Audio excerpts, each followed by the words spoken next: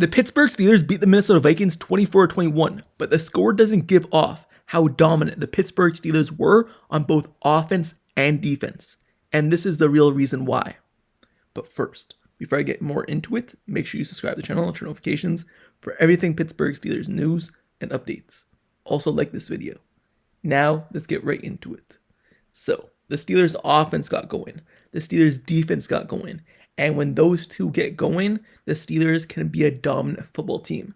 And that's exactly what happened on Sunday versus the Minnesota Vikings. They finally got together for the first time this season where both the offense and defense played great at the same time. So, for the past few years, it's always been the Steelers defense. The offense can't do nothing. But this season, it's been a little bit different. The offense looks a little bit better than the actual defense. But in this game, both the offense and the defense were able to show out at the same time and show Steeler Nation just exactly how the Steelers can make a long push this season, make the playoffs, and maybe win the Super Bowl. So, this is the reason why they got going. And we're going to start off with the offense, because the Steelers' offense line absolutely dominated this game. The Pittsburgh Steelers were able to run the ball on the Vikings defense for 19 carries, 99 yards for Kenneth Gainwell, with 2 touchdowns. That's 5.2 yards a pop. But then also, the Pittsburgh Steelers, they were able to pass the ball as well, because Aaron Rodgers completed 18 of 22 passes for a touchdown, 200 yards, and DK Metcalf put up 126 yards of those 200. So, the Steelers' passing game and their running game got going, and that is all because of their offensive line. The offense line was actually able to block in this game.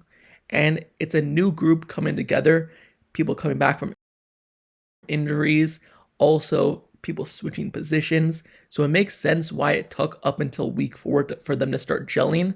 But it's luckily that it's happening early towards the end of the season and not happening at all. So the Steelers' offense line was able to create holes in the run game, which obviously leads to great things. Because that's what the Steelers want to do. They want to run the ball. And when the offense line is able to create those holes, it opens up the pass game.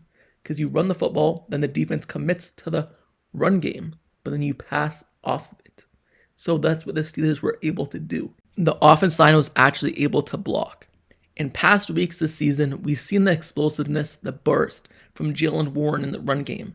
And he pops off a huge run here and there. But it's never consistent because the blocking is just not there. And he just gets hit in the backfield, and there's only so much you could do as a running back if you have to create everything. But we've seen what happened yesterday when the offense line could actually create those holes. It allows the Steelers to be dominant. Also in the pass game, in the past few weeks, the Pittsburgh Steelers will have way too many sacks, having Aaron Rodgers take way too many hits, not have any time in the pass game to actually complete footballs down the field. But in this game, it was different. He didn't take as many hits, and also it was able to create space for him and time for him to complete passes down the field and be accurate with the football. When you have to force everything or rush everything, your incomplete passes go up. But only having 4 incomplete passes on the entire day is great. And that's exactly what happened for Aaron Rodgers. He was able to complete the ball with a high efficiency, score touchdowns, get it to his playmakers, but also run the football as well. So the Steelers obviously as the offense want to run the ball and pass off of it, and that's exactly what the offense line allowed them to do. So that's the real reason why the Steelers offense got going. Now, looking at the defense, why did the defense get going? Well, I'm going to start off with the offense, because in past years, the defense would show up, get turnovers, but the offense wasn't able to capitalize. And it would make the defense have to go back out there, try to get another stop, and get another stop, and not let up any points. But in this game, it was different. The Steelers offense was able to score, so the defense had time to rest, stay on the sidelines, and be rejuvenated when they do hit the field again, and not have to worry about always having to get a stop or else they lose the game. So that helps. But in terms of the actual ball being played on the field, on the defense side of the ball, it's because their defensive line absolutely was masterful. You look at Nick Herbig, he put up 1.5 sacks. You look at Ja'Whaun Bentley, he put up 1.5 sacks. TJ was able to get to the quarterback as well. You look at Patrick Queen coming off, he got a blitz sack. Deshaun Elliott got a blitz sack. So the Pittsburgh Steelers were able to create pressure, and get to the quarterback. And that's where it all begins. That's where the Steelers pay the most money, the defensive line, or invest the most, the defensive line. So it's great to see that the Pittsburgh Steelers defensive line was actually able to do something this game. They are missing Alex Highsmith, but players are stepping up in his place. So the Steelers defensive line is why they showed out. Not only that, deflections. The Steelers defense line were able to get their hand up, jump when the quarterback is going to throw the football, and you know you're not going to get the sack. Just jump up, see if your hand could hit the ball. And it did multiple times. Keanu Benton tipped a pass, went straight to Deshaun Elliott, I believe, unless it was Derek Harmon. But that led to an interception. So just getting your hands up does great things. Also, TJ Watt got an interception himself by deflecting a pass and then catching it.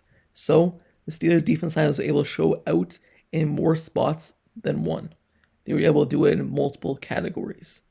And the one thing the Steelers defense needs to work in is obviously not letting people be wide open in the secondary. But I did think the secondary played a lot better in this game in terms of, yes, they put up 21 points, but all that came basically in the fourth quarter. Yes, you don't want that to happen, but the Steelers defense played great throughout the entire game. And this actually felt like a win. Most of the times when Steelers win, it comes down to the wire, or they get a turnover like last week when the Steelers lit up so much yardage, but just got so lucky with turnovers. That didn't really feel like a great win, but this felt like a great win even though the game was closer because of how dominant they were in terms of they lit up at the very end, but through the entire game, they're actually able to do stuff both on offense and defense and get stops. They're able to stuff the run, only lit up like 56 yards. They're able to stop the pass for most of the game. Yes, they still need to get better, but that's what they're able to do, create turnovers. And that's what the Steelers' mentality has been the last few years. Bend, but don't break. And once again, they're able to do that in this game. And that's why they won it on the defensive side of the ball. It's a shame that the Steelers have to keep dealing with injuries, however, and they're not able to just stay healthy because then it obviously limits how much you can do. Jalen Ramsey went down with an injury. You look at Darius Slay, he came out of the game with an injury. You look at Eccles, he came out of the game with an injury.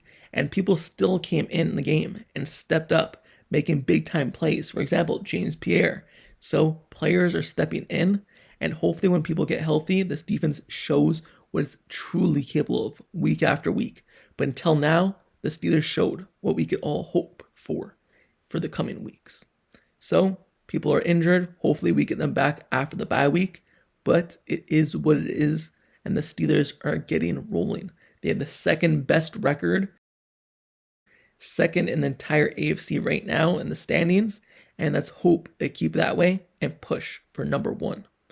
So the Pittsburgh Steelers were absolutely dominant versus the Minnesota Vikings, and these were the reasons. The offense was the offensive line, run the game, run ball, and then be able to pass off of it. And the defense was the defensive line, getting sacks, getting pressures, causing interceptions, and then just shutting it down when it mattered most. And going back to what I was talking about before, bend but don't break, and just the effort. You look at the effort that Patrick Queen played with in this game. He showed up, balled out. You look at Peyton Wilson. He caught the receiver, Jordan Addison, when he had a 20-yard lead. He did not give up. He chased him down. And that's what the Steelers need. When the times get rough, is the effort still there? And in this week's game, even though it looked like the Vikings were making a comeback, the effort was still there because they wanted to win that bad. So if they start playing like this every single week, good things will happen from here on out. So the Pittsburgh Steelers, they won this game. But let me know your thoughts down in the comments below on what I said and just the game in general. Why do you think the Pittsburgh Steelers were so dominant? Did you like this win? Did you actually feel like it was a win compared to other weeks where they don't really show up as much but still end up winning the game? Let me know your thoughts down in the comments below on why it was good. Also, make sure you subscribe to the channel and turn notifications for everything Pittsburgh Steelers news, updates, highlights, analysis reports. Everything surrounding this team, I have you covered all season long. So you want to make sure you stay tuned because this is the best spot for your Pittsburgh Steelers, no matter what it is. So, like, comment, subscribe, turn notifications, share the video, and until the next video tomorrow, that's it for me. I'll see you guys all later. I'm out. Peace.